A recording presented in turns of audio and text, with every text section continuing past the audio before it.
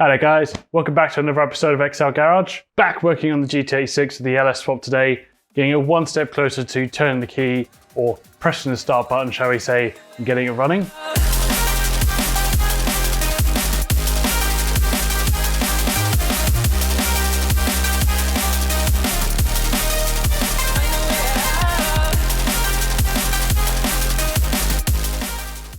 And that step is getting the accessory drive fitted, including the water pump, alternator, and a few other bits fitted. Of course, once these are done, it allows us to refit the radiator, allows us to plumb the cooling system, so that when we do start it, obviously it's not running dry, it's not just going to overheat straight away. And of course, the alternator allows the car to actually run once it's started. It's not going to do much about that. So I showed all this off in a previous episode in the unboxing video. If you haven't watched that, why not go back and have a little watch of that. Kind of went through a basic overview of all the parts that are included in this kit. Probably also start fitting the aircon towards the end of this episode. Get that bolted on the front, obviously, as that runs off the front pulley as well. I'm going to start opening the boxes, start getting bits out. We'll just crack into it. Start getting this engine bay a little bit more populated and a little bit closer to completion. Right, so before we get the water pump installed in the car, there's a couple of things we need to do. One thing I'm still waiting on actually is a small 1/8" NTP to -4 adapter for this hole here. As for the steam vent kit that I have just installed, obviously what that does is it, on the corners of the heads, like pockets of hot coolant and air can get trapped in there. So what they do is they put these little vents and it kind of makes it, loops those corners into the whole system, and then you can vent that back into this, into the water pump here. Waiting on that adapter, but I should be able to fit it even with the water pump fitted, so let's get on to that. First things first is I need to get the actual pump itself installed. So that goes on here with its gasket, and just got to torque these down, but let's wind them in first.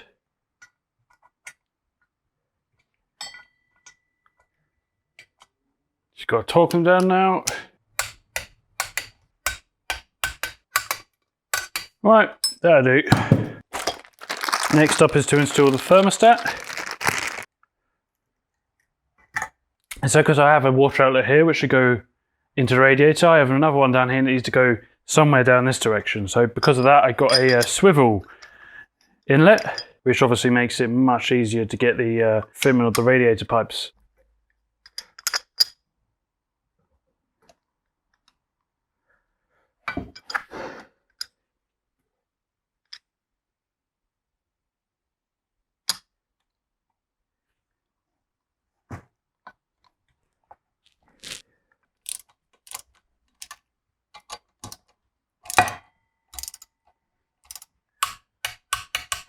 Right, it's the moment of truth to get the water pump installed. Got some gaskets here.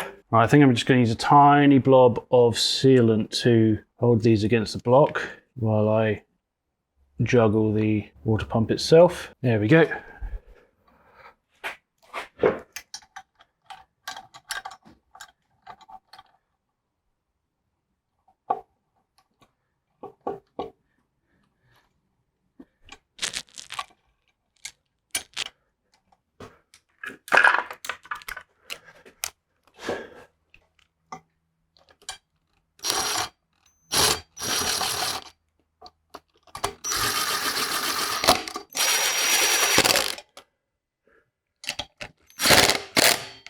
Jesus fucking Christ, why the flies? You haunt me.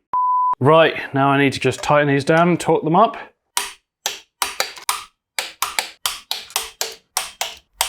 It was at this moment that he knew. He fucked up. Something's really wrong here.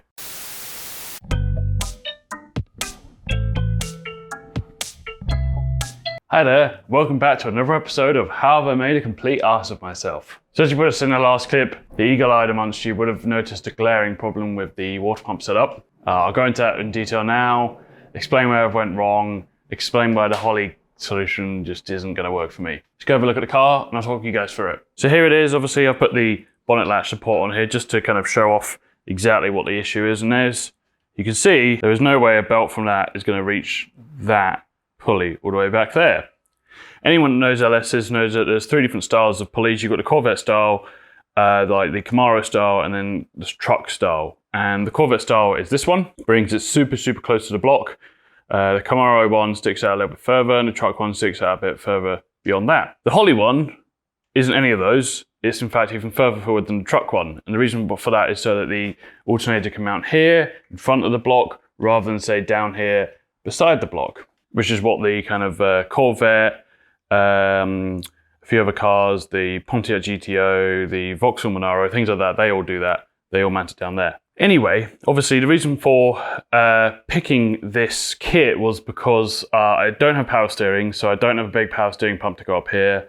And I was really struggling to find a OEM Chevrolet kind of combination that allowed me to have a kind of a mid-mounted alternator, amongst other things, without having power steering and so on. In the end, I got fed up and I just bought the Holley kit because I thought, you know, it's nice, it's pricey, but it's really high quality. It lasts forever, and it kind of be the be-all and end-all solution that I need. Totally neglecting the poly spacing that the Holley kit uses. As you can see, I've put this here because if there were a bottom poly in line of that, then, you know, there's going to be a problem there. So my options would be to keep this kit, mount the bottom poly, cut this off. But obviously that's a compromise, and I just don't want my accessories hanging out so far from the block. I mean, you know, look how much room we got down there. It's crazy. So I think what I'm going to do is cut my losses, take this off, try and sell it on, get some of my money back. And I have now actually come up with a Corvette water pump solution, a Pontiac G8 lower alternator bracket, mounts it kind of off these two holes here and here, and sticks the alternator down here. Lets me keep the Holley AC kit. I can reuse that, that's fine. And then I'll have a water outlet here. I'll still keep the swivel one because I bought this separate. I'll have a water outlet about here, going there, and then one that can go down there. And obviously I don't have to worry too much about running a pipe and there being a poly in the way. So that's the plan. I'm going to take this off now. Cut my losses here on this video. Just wanted to kind of do this little update to show you guys why you're about to see the engine without a water pump and so on. I think we'll move on to installing the AC kit and installing the valve covers, installing the core packs, and then we'll end things there, and we'll move on to the wiring next time while we wait for this to sell and I buy new bits and so on. So there we have it. That's today's episode on how I made an ass of myself. Stay tuned for next time. Right, so with the front accessory drive drama sorted, I've had a little cry about the fact I'm going to have to spend out more money to buy all the replacement bits and have to wait for them to come. I think I need to move on now and just get this video wrapped up. I think I'm going to install the rocker covers, coil packs, got some coil pack harnesses there, and probably the AC kit. I think what I'm going to do is set you guys up on a time lapse, get all this installed, I'll show you around it afterwards. Then that way at least we have one belt drive in the car. I'll get all the replacement bits for the front drive ordered. It's all off the car now. Need to try and sell it to recuperate my costs. This is where I tell you guys to like and subscribe and maybe check out the Patreon if you want to support and so on. But I think let's just get cracking, show you guys some actual progress, and we'll talk through it afterwards. Let's get onto an old school time lapse, shall we?